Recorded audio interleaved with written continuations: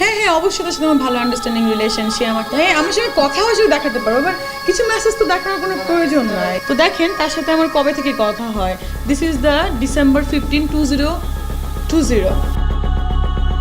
জানা গিয়েছিল নায়িকা মিষ্টি জান্নাতি হবে শাকিব খানের তৃতীয় বউ, কিন্তু নায়িকা একটা ন্যাশনাল টিভি চ্যানেলে শাকিবের নামে এগুলো কি বলল।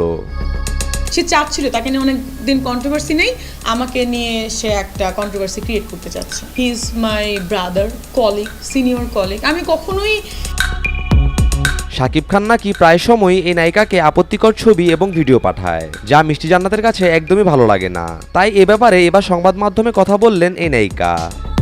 কেন ভাই, আমি কি রাস্তা থেকে আসছি? আমি বস্তির মেয়ে? আমি বস্তির মেয়ে?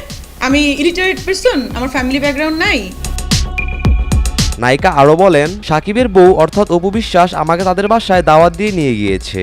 সেদিন অপু নিজ হাতে আমার জন্য রান্না করেছিল।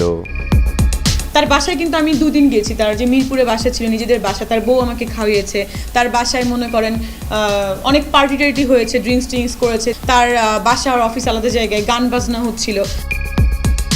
তাহলে কি মিষ্টি জান্নাত ভাইরাল হওয়ার জন্য শাকিবের নামে এগুলো বলছে, নাকি শাকিবের কিছু বাজে কাজের জন্য এই নায়িকা সংবাদ মাধ্যমে আসতে বাধ্য হয়?